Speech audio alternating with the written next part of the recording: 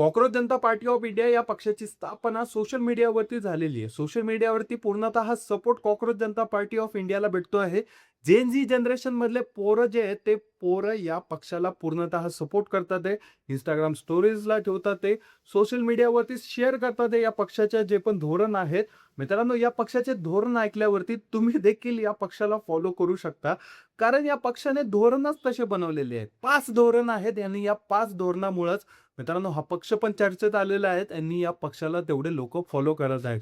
मित्रांनो, या पक्षाला बनवण्यामागं कृपा आहे. आपले जे चीफ जस्टिस ऑफ इंडिया आहेत ना, सूर्यकांत, त्यांची कृपा आहे, की त्यांच्या कृपेने आपले जे जेन झी जनरेशन मधले पोरं आहेत, जे बेरोजगार आहेत, जी बेरोजगार पिढी आहे, ज्यांना आपले chief justice of India Suryakant हे कॉकरोच बोललेले आहेत, बेरोजगार बोललेले आहेत, ती जागी झालेली आहे आणि यांनी डायरेक्टली या सोशल मीडियाच्या एका पेजला एक पक्ष बनवलेला आहे, cockroach Janata party of India. मित्रांनो, एक फाउंडर आहेत, त्या फाउंडर यांनी cockroach Janata party of India या पक्षाची एक Instagram पेज घेऊन आले आणि या पक्षाला पूर्णतः सपोर्ट भेटायला लागला.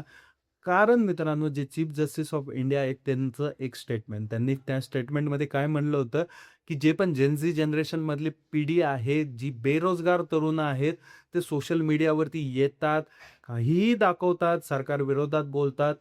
जे पण सोशलिस्ट आहेत, ॲक्टिव्हिस्ट आहेत, ते येतात, काही पण बडबड करतात.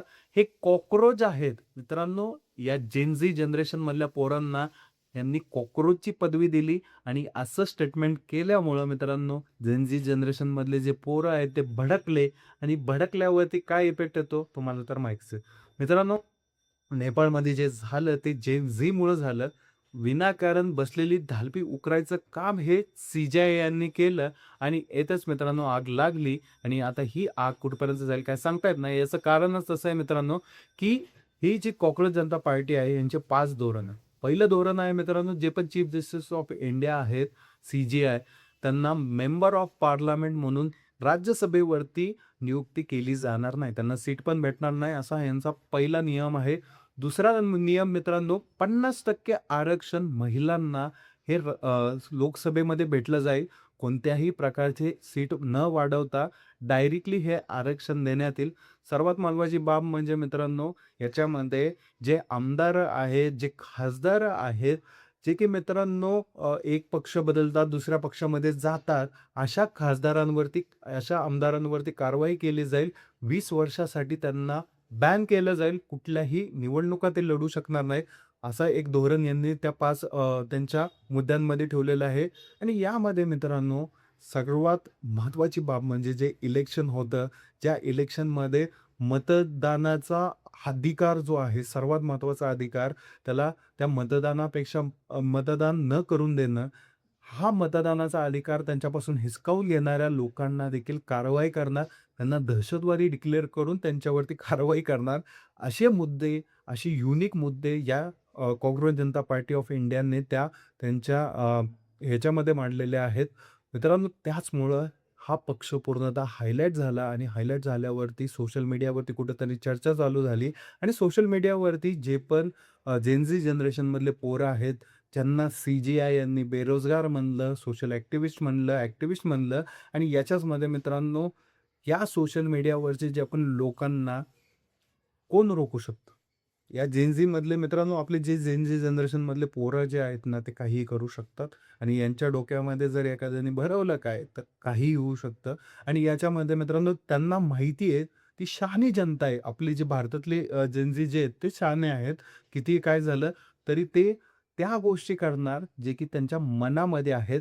ते कुणाचं ऐकत नाही आणि याच्यामध्ये यांना हे मुद्दे पटले म्हणून ते फॉलो करतात आहे आणि 10 लाखापेक्षा जास्त पोरांनी ह्यांना फॉलो केलेलं आहे आणि कुठेतरी जाऊन मित्रांनो ही चळवळ सुरू झालेली आहे. आता ही चळवळ कोण थांबतं? मित्रांनो, याच्यामध्ये तुम्ही जर ऑब्झर्व्ह केलं, तर जे पण सरकारी अधिकारी आहेत, ते सरकारी अधिकारी काहीतरी बोलतात, काहीतरी अशा ॲक्टिव्हिटी करतात आणि याच्यामध्ये मित्रांनो भोगावं सरकारलाच लागतं. मित्रांनो, महाराष्ट्रामध्ये पण एक उदाहरण आहे, ते की जरांगे पाटील आहेत.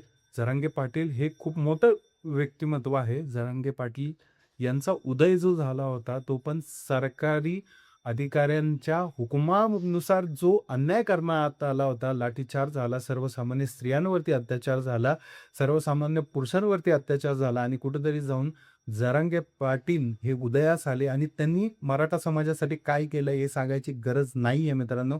आज मराठा समाज हा आरक्षण भेटतंय, हे जरांगेंमुळं भेटतंय. नाहीतर आजही मित्रांनो ती चळवळ त्यांना करावी लागली असती. आणि याचप्रमाणे मित्रांनो जर तुम्ही बघितलं, आता हे cockroach Janata party of India हे सगळं मस्करीत वाटत असलं, तरी देखील मित्रांनो यांनी जर ठरवलं, यांच्या पोस्टवरती यांच्या थ्रू काहीही माहिती पसरवण्यात आली किंवा जे जेन झी जनरेशन आहे त्यांच्या मनामध्ये त्या गोष्टी तयार करण्यात आल्या, की बाबा रे तुम्हाला तुमचे अधिकार घ्यायचे आहेत. तुम्हाला तुम्हाला काही ना काही अशा गोष्टी करायच्या आहेत, की या सरकारमध्ये जे लोकं आहेत, जे भ्रष्ट लोकं आहेत, जे आपलं असं राजकारण करतात, जेणेकरून आपल्या लोकांचा पैसा खातात, सर्वसामान्य गोरगरिबांचा पैसा लुबाडतात, लुटतात, स्वतःची संपत्ती वाढवतात, सर्वसामान्य लोकांना लुटून स्वतःची घरं भरतात. असे जर यांच्या मनामध्ये गोष्टी तयार केल्या आणि सर्वात महत्त्वाचं बाब म्हणजे मित्रांनो हे कधी ना कधी होणारच आहे.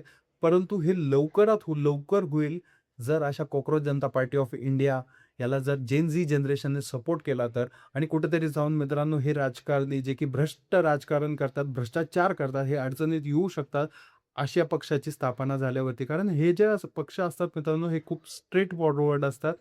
हे काय करतील ह्यांची काय सांगता येत नाही. म्हणूनच मित्रांनो या पक्षाचा जो उदय झालेला आहे, याच्यावरनं तुम्हाला काय वाटतं नक्की कमेंट करून सांगा, की cockroach Janata party of India ही पुढे जाऊन टिकेल का? का काय होईल याच्यासोबत? नक्कीच भेटूया पुढच्या व्हिडिओमध्ये. बाय.